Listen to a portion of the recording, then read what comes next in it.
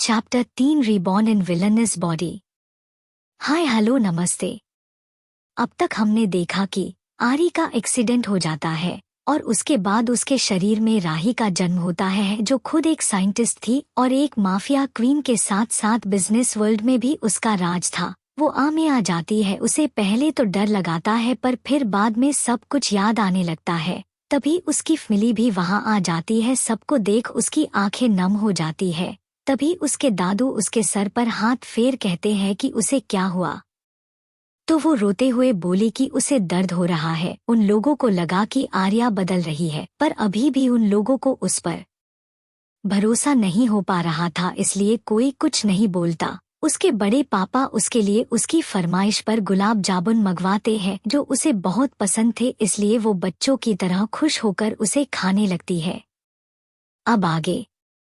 अभी वो गुलाब जामुन को खा ही रही थी कि तभी उसे कुछ याद आता है। उसने चम्मच नीचे रखा और अपनी ठुड्डी पर हाथ रख सोचने लगी।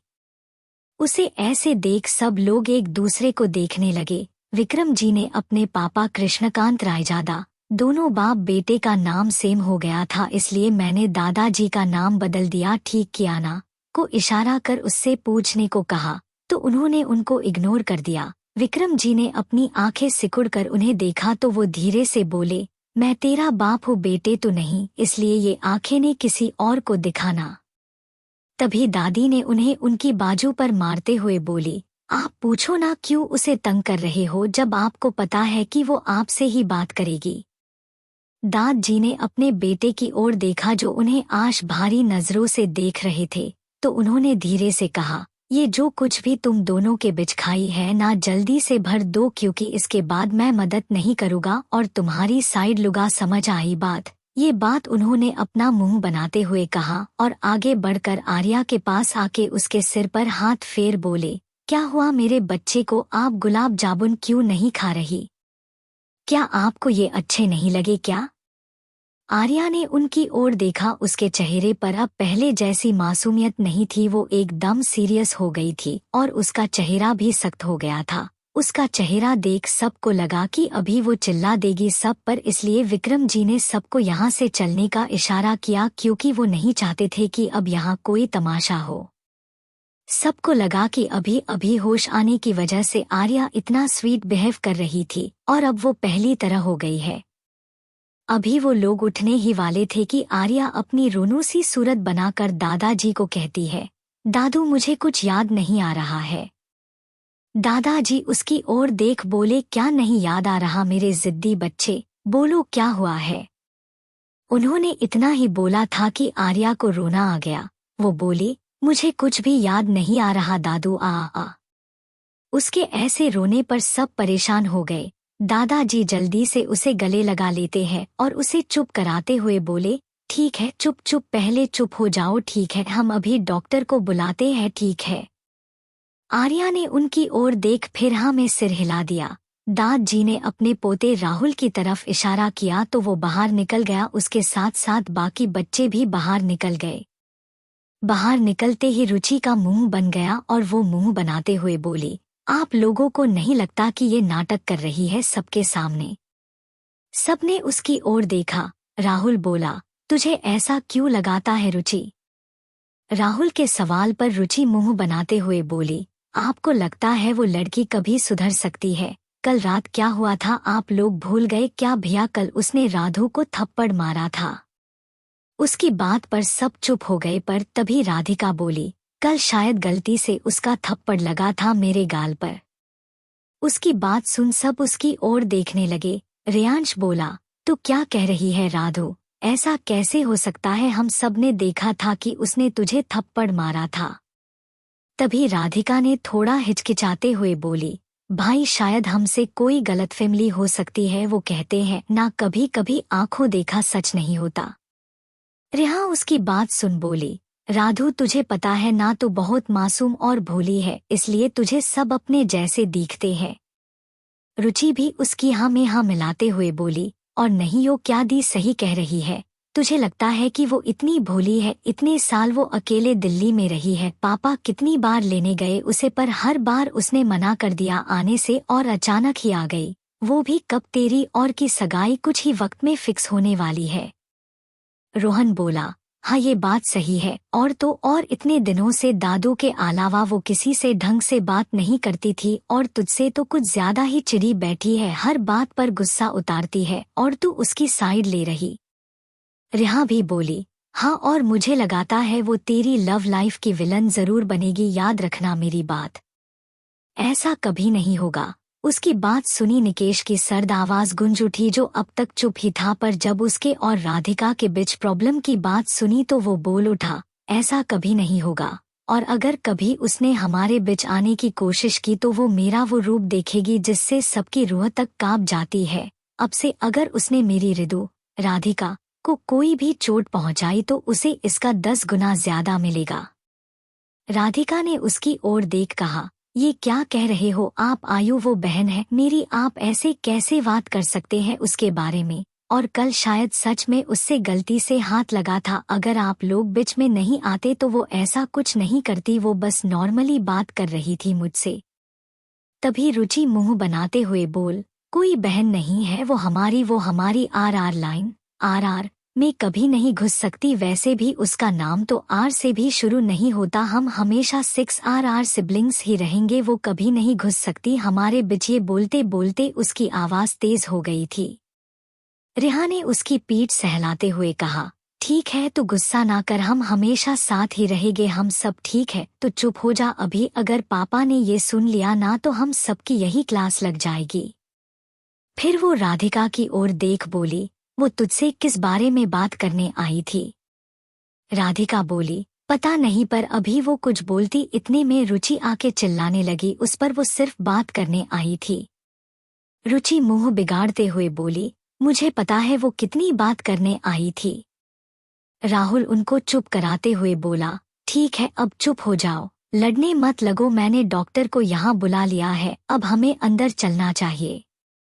उसकी बात पर सब हाँ में सिर हिलाते हैं, तभी उन्हें कुछ कदमों की आहट सुनाई दी। उन लोगों ने उस ओर देखा तो 5 लड़के और 4 लड़कियां उन लोगों की ओर ही चलकर आ रही थी। रेयांश बोला, दादू ने ऊपर वाला एरिया पूरा बुक करवाया था ना, तो ये लोग ऊपर कैसे आए? रोहन ने कंधे उचकते हुए कहा, पता नहीं, पर ये लोग जाने पहचाने नहीं लग रहे, खास कर जो आगे 3 लोग चल रहे हैं, क्या हमने उन्हें कहीं देखा है क्या? तभी निकेश के मुंह से एक लड़के को देख निकला, अरहान भाई यहाँ। निकेश के मुंह से अरहान सुन सभी उसकी ओर घूमे। निकेश की नज़र अभी भी सामने थी, उन्होंने उस लड़के की तरफ देखा जिस पर निकेश की नजरें टिकी हुई थी। राहुल के मुंह से निकला, अरे हाँ ये तो अरहान है, और उसके साथ वाला मिहिर है, और साथ में जो है वो उसकी जुड़वा बहन माहिरा है। सबके मुंह से निकला, क्या ये लोग वही है जो पिछले 8 सालों से घर नहीं आए अपने? सब लोग उनकी ओर देख रहे थे, जो सामने से आ रहे थे वो लोग उनको इग्नोर करके जाने ही वाले थे कि तभी राधिका आगे बढ़ बोली, अरहान भाई, मिहिर भाई, मिहिरा दी, आप लोग यहाँ। राधिका की आवाज सुनकर वो लोग रुक गए। उसकी बात सुन उस ग्रुप से एक लड़का अरहान की ओर देख बोला, अरहान भाई क्या अनु की फैमिली को जानते हैं? अरहान के लिए किसी और के मुंह से भाई सुनकर निकेश की मिट्टियां कस गई। बाकी लोग अनु सुन कंफ्यूजन में उन लोगों को देखने लगे। रोहन बोला, अरहान तुम यहाँ? अरहान उसकी बात सुन बोला, क्यों मैं नहीं आ सकता क्या यहाँ पे? राहुल बोला, ऐसा नहीं है अरहान भाई, पर आप इतने सालों तक यहाँ नहीं आए, रविंदर दादू ने आपको कितनी बार यहाँ लाने की कोशिश की पर आप नहीं आए, और आज अचानक ही यहाँ पर, तो इसलिए हम। तभी मिहिर बोला, वो क्या है ना, हमें किसी से मिलना था इसलिए यहाँ आए। रियांश बोला, पर ये प्राइवेट एरिया है ना, यहाँ पर तो सिर्फ आर्या ही एडमिट है। माहिर बोली, हम उससे ही मिलने आए हैं। उसकी बात सुन सब उसे देखने लगे। तभी अरहान बोला, किस वार्ड में है? यहाँ इतने सारे वार्ड है, सब चेक करते करते आए हैं, एक तो नीचे से हमें नंबर भी नहीं कहा है उन लोगों ने। राधिका बोली, आइए भाई, सामने वाला ही वार्ड है अनु का। उसकी बात सुन अरहान ने उसके सिर पर हाथ फेर कहा, चलो। ये बोलते वक्त उसके चेहरे पर एक मुस्कान थी जिसे देखकर राधिका के चेहरे पर भी मुस्कान आ जाती है। वो लोग जाने को हुए कि तभी कुछ डॉक्टर दौड़ते हुए आए। राहुल बोला, कितनी देर डॉक्टर, हमने कब से आपको बुलवाया था। डॉक्टर बोला, अरे वो एक इमरजेंसी में थे, यो थोड़ा लेट हो गए। रेहा बोली, आपके लेट के चक्कर में अंदर कितना सामान उसके गुस्से के बलि चढ़ गए होगे। डॉक्टर ने उसकी ओर देखा तो रुचि बोली, अभी देख क्या रहे आप, चलो अंदर। उसकी बात पर उन्होंने सिर हिलाया और अंदर चले गए। बाकी सब भी उनके पीछे जाने को हुए, पर तभी राधिका ने देखा उनके साथ निकेश नहीं है, तो वो पीछे मुड़कर निकेश को देखने लगी। अरहान जो उसके साथ था वो भी पीछे मुड़कर देखता है तो निकेश उनको ही देख रहा था। अरहान ने उसकी ओर एक हाथ बढ़ाया, निकेश ने उसे देखा फिर उसकी ओर चला गया। अरहान ने उसके कंधे पर हाथ रख अंदर की ओर जाने लगे। बाकी सब भी मुस्कुराते हुए अंदर की ओर चले गए। अभी उन लोगों ने दरवाजा खोला ही था कि उनको आर्या के चिल्लाने की आवाज आई, जो डॉक्टर पर चिल्ला रही थी। और बेचारा डॉक्टर डर के मारे सर नीचे झुकाए खड़े थे, और उनके साथ जो डॉक्टर, तब वो तो विक्रम जी के पीछे हो गए, मानो वो लोग किसी की नजर में नहीं आना चाहते हो। रुचि बोली, अब क्या हो गया। उसके इतना बोलते ही आर्या फिर से चिल्लाते हुए बोली, आपका मतलब क्या है कि मैं डर गई? हाँ, आपने मुझे डरपोक समझ कर रखा है क्या? वो डॉक्टर कुछ बोलने की कोशिश करते हुए कहा, मैम मेरा वो मतलब। आर्या फिर से बोली, तो क्या मतलब है आपका? आपने अभी अभी कहा कि डर की वजह से मेरे दिमाग उस हादसे के पहले का थोड़ा वक्त भूल गया। क्या मुझे पागल समझ कर रखा है क्या? जानते हो मैं कौन हूँ? आर्या रायजादा नाम है मेरा। आर्या रायजादा, जो किसी से भी नहीं डरती। डॉक्टर तो उसका गुस्सा देख कहदे खड़े कांप गया। बाकी सब भी उसका गुस्सा देख हैरान थे। तभी दादाजी बोले, अरे मेरे जिद्दी बच्चे, शांत, ठीक है शांत। आर्या ने उनकी ओर देखा जो उसे शांत होने को कह रहे थे। आर्या ने पीछे की ओर अपना सिर टिका दिया और लंबी लंबी सांसें लेकर खुद को शांत करने की कोशिश करने लगी। रागिनी जी ने अपनी बेटी को देखा। उन्होंने पहले कभी आर्या को इतने गुस्से में नहीं देखा था। अब उनको लग रहा था कि ये गुस्सा उन्हीं की वजह से है। अगर वो अपनी बेटी पर थोड़ा ध्यान देती, लोगों की बात सुन उसे अकेले नहीं छोड़ती, तो वो इतनी गुस्सैल नहीं होती। विक्रम जी भी अपनी बेटी को देख रहे थे। उनके दिमाग में कुछ चल रहा था। तभी उनके कानों में उनकी माँ की बात सुनाई दी, सुन ये बिल्कुल तेरे पर ही गई है, तुझे पता है क्या? ये बात रागिनी जी और आर्या की बड़ी माँ के साथ केशव जी ने भी सुनी।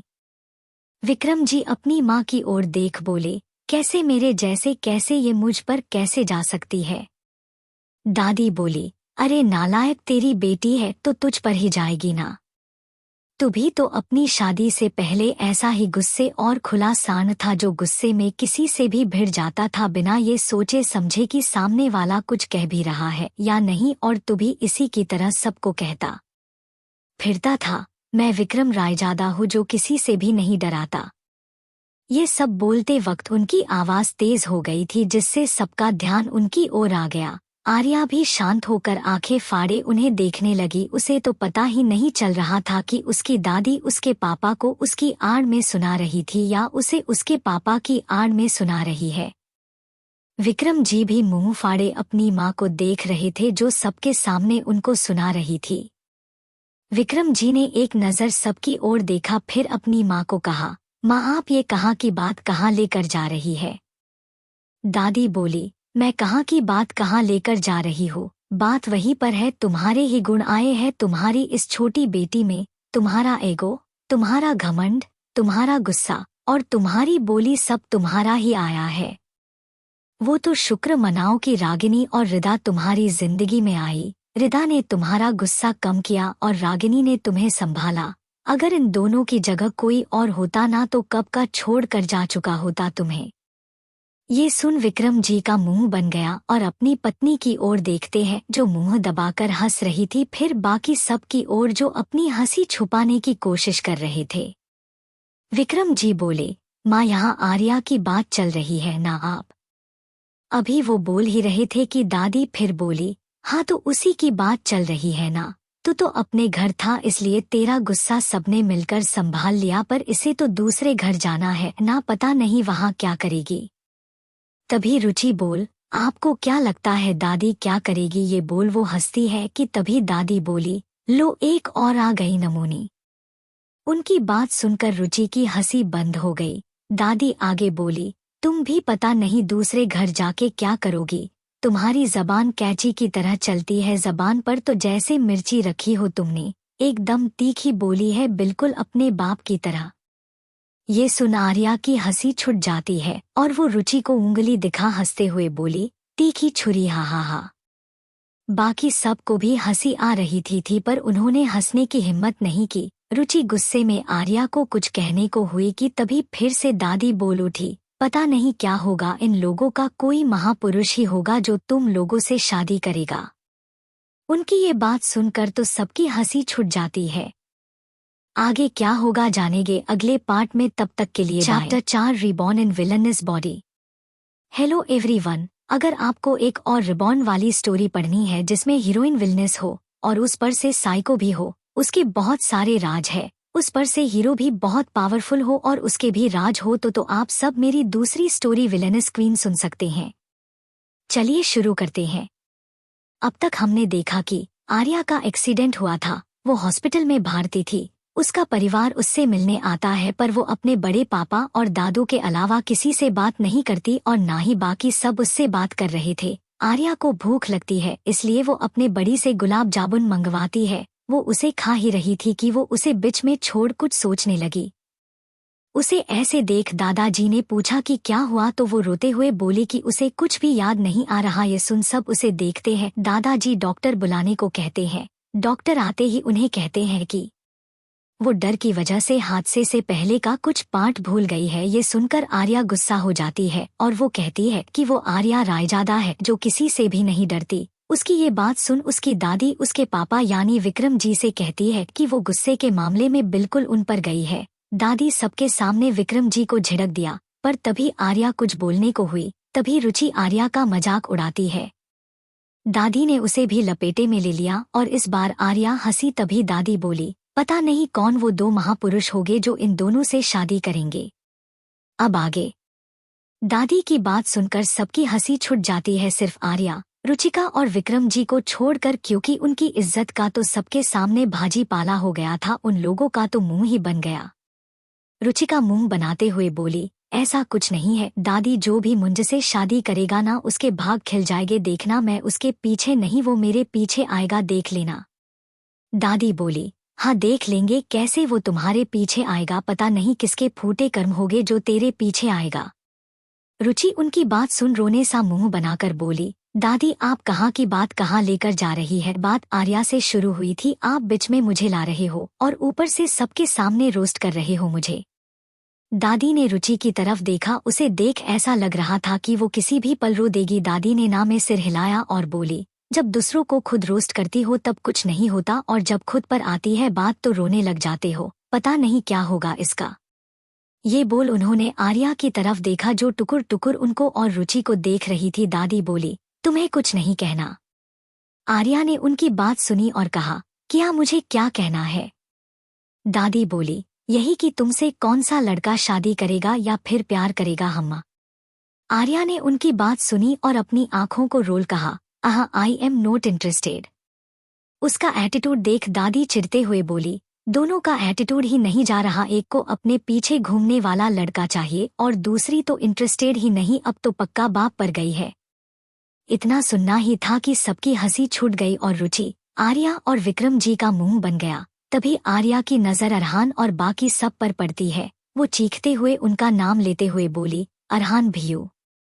उसकी आवाज सुन सबका ध्यान अब जाके उन लोगों पर गया। दादाजी ने भी उन लोगों को देखा, उनमें से वो 3 लोग अरहान, मिहिर और माहिरा इन लोगों को पहचानते थे, बाकी चेहरे उनके लिए अनजाने थे। बाकी सब भी उन तीनों को जानते थे और हैरान भी थे, क्योंकि पिछले 7-8 सालों में ये पहली बार ये लोग मुंबई आए, या फिर ये कहा जाए कि यहाँ से जाने के बाद वो कभी वापस आए ही नहीं। वही आर्या हाथ फैलाकर अरहान को गले लगाने का इशारा करती है। अरहान भी मुस्कुराते हुए उसकी ओर बढ़ जाता है और उसे कसकर गले लगा लेता है। वो उसके सर पर हाथ फेरते हुए बोला, कैसी है मेरी अनु? आर्या चाहते हुए बोली, एक ठीक फिट एंड फाइन। तभी माहिरा बोली, वो तो दिख रहा है कितनी फिट एंड फाइन है, तो ये चोटें देख कितनी आई। आर्या उसकी डांट सुनकर कहा, ओहो दी अब आप मत शुरू हो जाओ, ऑलरेडी दादू सुना चुके हैं मुझे और मेरी गलती नहीं थी, ठीक है। ये बोलकर उसने मुंह फुला दिया। उसे इस तरह करता देख सबके चेहरे पर मुस्कान आ गई। वो अभी किसी रूठे हुए छोटे बच्चे की तरह लग रही थी, उसके गाल फूल चुके थे एकदम गुलाब जामुन की तरह। मिहिर ने भी उसे गले से लगाकर कहा, क्या कर रही थी ऐसा तो कि ये हालत बनाकर बिस्तर पर गिरी पड़ी है हम्मा। आर्या बोली, ओहो भाई आपको दिखाई नहीं दे रहा कि मेरा एक्सीडेंट हुआ है, आप भी ना। तभी माहिरा ने उसके कान खींचते हुए कहा, उल्टा जवाब दे रही है तू। आर्या ने नाटक करते हुए करहाती हुई बोली, आओ ओ दी लग रही मुझे, कान तोड़ेगी क्या मेरा, छोड़ो भैयू इनसे कहो ना छोड़े। अरहान ने माहिरा के हाथ से आर्या का कान छुड़ाते हुए कहा, क्या कर रही है माहिरा, पहले ही इतनी चोटें आई हैं उसे और तू ऊपर से और कान खींच रही है।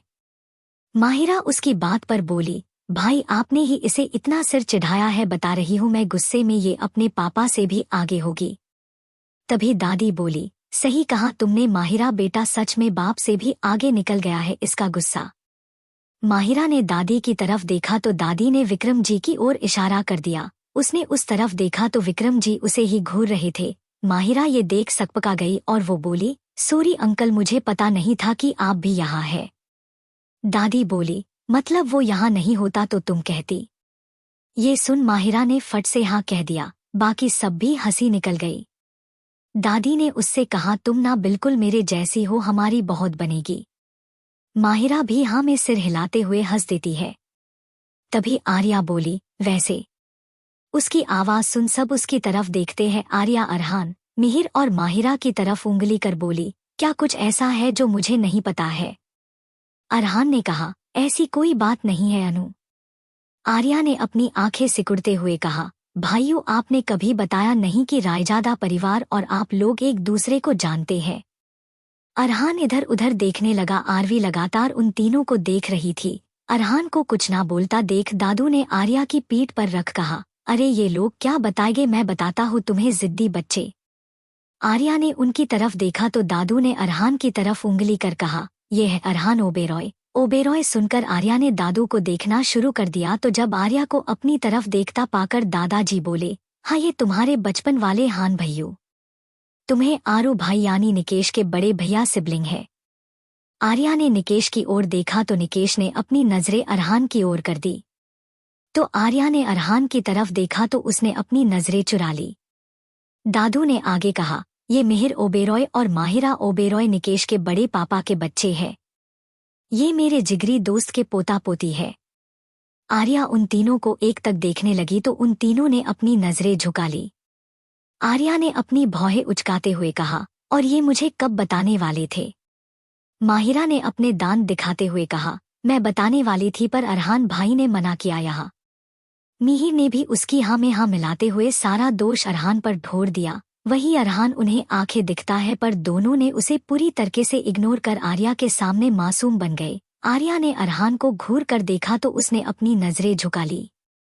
उसे लगा कि आर्या उससे गुस्सा हो जाएगी क्योंकि आर्या को धोखा बिल्कुल भी पसंद नहीं था। एक बार कोई इंसान उसे धोखा दे दे तो वो उसे जिंदगी भर माफ नहीं करती। तभी आर्या खुशी से चिल्लाते हुए बोली, इसका मतलब अब आप लोग भी मेरे साथ इसी शहर में रहेंगे।